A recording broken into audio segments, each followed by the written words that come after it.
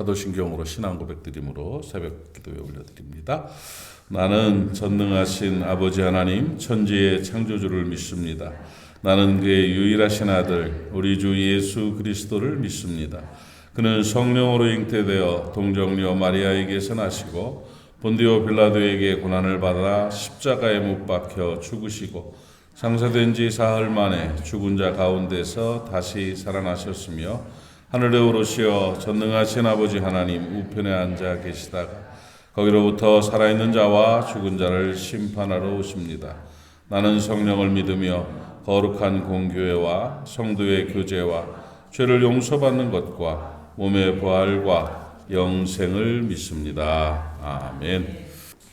하나님의 말씀 함께 봅니다. 고린도전서 15장 12절부터 20절까지를 보겠습니다. 고린도전서 15장 12절부터 20절까지 교독합시다. 제가 읽고 여러분들이 읽어주시고요. 고린도전서 15장 12절을 제가 읽습니다. 그리스도께서 죽은 자 가운데서 다시 살아나셨다 전파되었거늘 너희 중에 어떤 사람들은 어찌하여 죽은 자 가운데서 부활이 없다 하느냐. 그리스도도 다시 살아나지 못하였으리라. 그리스도께서 만일 다시 살아나지 못하셨으면 우리가 전파하는 것도 헛것이요 또 너희 믿음도 헛것이며 또 우리가 하나님의 거짓 증인으로 발견되리니 하나님이 그리스도를 다시 살렸다고 증언하였습니다. 죽은 자가 다시 살아나는 일이 없으면 하나님이 그리스도를 다시 아니하셨으리라. 만일 죽은 자가 다시 살아나는 일이 없으면 그리스도도 다시 살아나신 일이 없었을 터이요 그리스도께서 다시 살아나신 일이 없으면 너희의 믿음도 되고 너희가 여전히 죄 가운데 있을 것이요 또한 그리스도 안에서 잠자는 자도 망하였으리니 만일 그리스도 안에서 우리가 말하는 것이 다만 이 세상의 삶뿐이면 모든 사람 가운데 우리가 더 불쌍한 20절을 함께 읽읍시다. 시작. 그러나 이제 그리스도께서 죽은 자 가운데서 다시 살아나사 잠자는 자들의 첫 열매가 되셨도다. 아멘. 예수 그리스도의 부활 이후에 우리가 부활의 능력을 경험하고 부활의 은혜에 감사하는 그런 시간들을 보내고 있습니다. 부활주일은 행사로 절기의 하나로 그냥 끝나고 마는 그런 사순절 이후에 지나가 버리고 마는 그런 프로그램이 아닙니다. 부활의 능력은 늘 성도의 삶 가운데 권세로 나타나야 될 줄로 믿습니다. 예수님께서 부활하심으로 말미암아 우리에게 나타나는 은혜, 또 우리가 누릴 권세가 무엇이 있는가를 우리가 좀 확증하고 마음에 담고 살아가야 될 필요가 있습니다. 고린도전서 15장 오늘 본문에 보면 예수 그리스도께서 부활하신 사건에 대해서 이제 증명하기 위해서 독특한 방법을 사용합니다. 예수님이 부활하셨습니다. 부활하셨으니까 우리는 이런 은혜가 있고 이런 능력이 있습니다. 부활하셨으니까 이런 결과가 있습니다. 이렇게 말을 해야 되는데 거꾸로 이제 역설적으로 표현해 부정적인 방법을 사용합니다. 예수님이 부활 안 하셨으면 이랬을 것이다. 예수님이 부활이 없었으면 이렇게 됐을 것이다. 하면서 부활이 없었으면 어떨 것이다 하는 것을 몇 가지로 정리할 수 있지만 6가지 정도로 정리를 하고 있습니다. 14절 말씀을 보니까 그리스도께서 만일 다시 살아나지 못하셨으면 우리가 전파하는 것도 헛것이다 이렇게 표현하고 있습니다. 그러니까 우리가 만일 그리스도께서 부활하지 않으셨다면 전도하고 우리가 복음 전하고 말씀 전하는 것이 다 거짓이라는 거죠. 우리는 예수님이 우리를 구원하셨고 예수님이 부활하셨고 하고 전도하고 말씀 전하는데 예수님 부활 안 하셨는데 우리가 그렇게 하면 우리가 전파하는 모든 것이 헛것일 것이다. 그러나 20절에 아주 통쾌하게 반전을 하죠. 그러나 이제 그리스도께서 죽은 자 가운데서 다시 살아나셨다. 그래서 잠자는 자들의 첫 열매가 되셨다. 이렇게 선포함으로 우리의 전파하는 것이 헛것이 아니라는 거예요. 여러분 예수님이 구주심을 믿으시기 바랍니다. 예수님이 부활하셨습니다. 부활의 능력을 우리에게 지금도 나타나고 그 권세로 우리가 이 땅을 승리하며 살 수가 있는 것입니다. 그리고 또 그 믿음도 헛것이다 이렇게 말을 하고 있습니다. 너희 믿음도 헛것이며 우리의 믿음이 예수님이 부활하지 않았으면 우리의 믿음이 헛거죠. 죽으시고 끝난 그 메시아를 어떻게 우리가 믿을 수가 있겠습니까? 그래서 그 믿음도 헛거다 하는 말 맞습니다. 그런데 그리스도께서 다시 살아나셨다 이렇게 20절에 선포하고 있죠. 그러므로 우리의 믿음이 헛것이 아니라는 거예요. 우리의 믿음의 대상이 분명해졌다는 거예요. 우리는 예수 그리스도를 구주로 믿는다는 거죠. 예수님이 하나님이시고 하나님의 아들이시고 우리의 구세주이시고 부활의 주님이심을 우리가 믿게 되었다. 우리의 믿음이 완성됐다. 진짜다. 이렇게 고백하고 있습니다. 믿음으로 승리하는 여러분 되시기를 바랍니다. 예수 믿으세요. 예수 믿으세요. 예수를 잘 믿으세요. 예수 그리스도께서 나와 함께 하시고 역사하심을 믿으세요. 살아계신 하나님을 믿으세요. 믿음이 결국은 완성된 그런 은혜가 예수의 부활로 말미암아 나타났다. 이렇게 말씀하고 있습니다.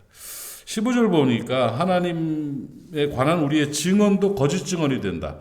또 우리가 하나님의 거짓 증인으로 발견된다. 왜냐하면 하나님을 못 믿게 된다는 거죠.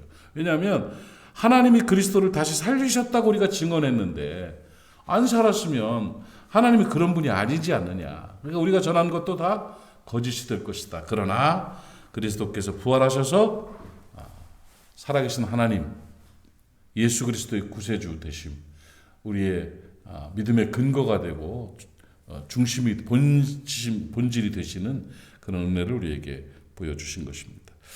부활로 인해서 살아계신 하나님의 능력을 보게 됐죠.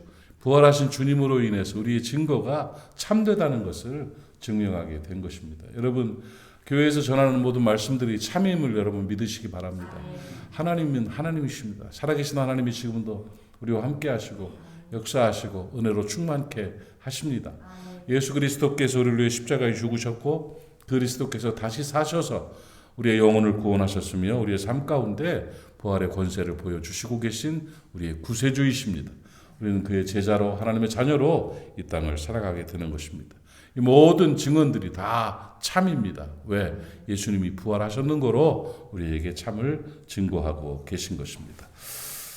고린도서 15장 17절 말씀을 보면 또 한 가지 역설적인 표현을 통해서 우리에게 믿음을 심어주고 있는데 그리스도께서 다시 살아나신 일이 없으면 너희의 믿음도 헛되고 너희가 여전히 죄 가운데 있을 것이다. 이렇게 죄 문제가 해결되지 않았다는 것입니다.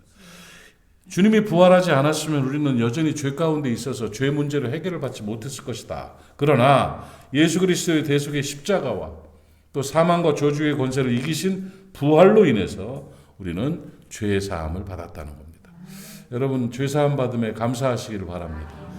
용서함 받은 그 은혜 가운데 살아가는 저와 여러분 되기를 바랍니다. 언제까지 죄책감으로 살아가겠습니까? 늘 눌려서 살지 마십시오. 여러분 용서받은 죄인입니다. 아이들도 키워보면은요. 나도 아이가 2명 있었는데 이제는 어른이 됐으니까 아이가 2명 있었는데 아이들이 달라요. 다른데 한 놈은 금방 혼나고도 다시 달려드는 놈이 있고 한 놈은 한번 혼나면 쭉 이렇게 쭈그러져 오래 시간이 가는 그런 놈이 있어요. 어느 놈이 어느 놈인지를 여러분 몰라도 됩니다.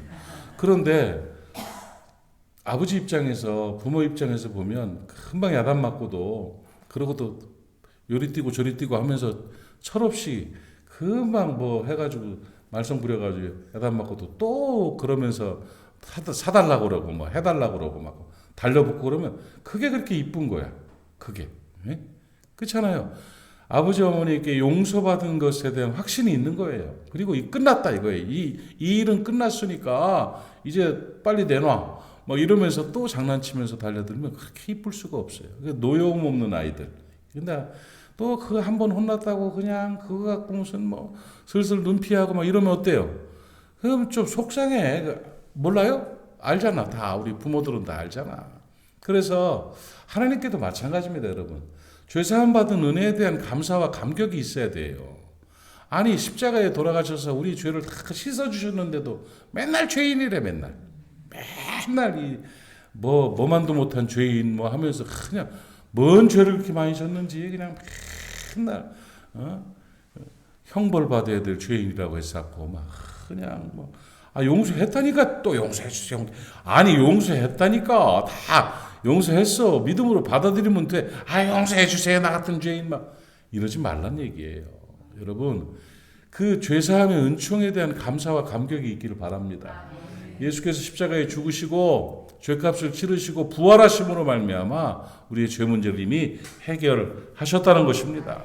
예수께서 잠자는 자들의 첫열매가 되시고 다시 살아나셔서 우리의 죄를 다 해결하시고 우리를 의롭다 칭해 주시는 거룩한 주의 백성으로 삼아 주셨음을 믿으시기 바랍니다.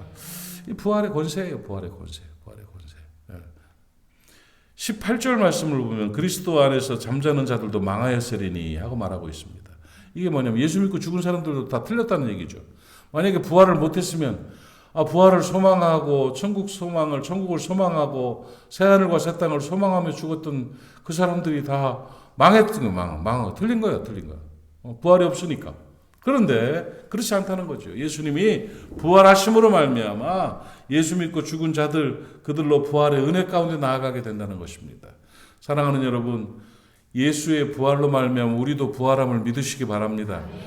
요즘 이렇게 제가 이렇게 보고 있는 내용들을 이렇게 보면 참 좋은 의미들을 많이 봐요. 제가 평생 성직자로서 살아가면서 가장 심각하고 큰 문제 중에 하나는 죽음에 관한 문제에 대해서 고민하고 정리할 필요가 반드시 있고, 제가 공부한 내용들 중에 사후에 죽은 후에 삶에 관한 학문적으로도 공부를 해봤고, 그래서 제가 언젠가 소개했었지만 사후생이라는 책을 통해서 죽은 후에 사람들의 증언들에 대한 내용들도 우리가 공부하고 소개한 적도 있고 그랬습니다. 죽음에 대한 인식들, 죽음에 대한 생각들을 참 많이 하게 되고 그 부분에 대한 정리가 확실하게 돼야 되는데, 요즘 제가 다가오는 내용들 가운데 죽음은 존재 양식의 변화일 뿐이다 하는 표현이 있더라고요. 죽음은 존재 양식의 변화일 뿐이다. 죽는 것이 끝나는 것, 죽는 것이 다 저주와 고통스러운 것일 뿐만 아니라 그런 것이 아니고, 죽음은 어쩌면 존재 양식의 변화다. 죽은 자로 살아 존재하는 것이다 하는 겁니다. 육체의 삶을 벗어놓은 참된 나로 다시 살아가는 그 존재 양식의 변화다.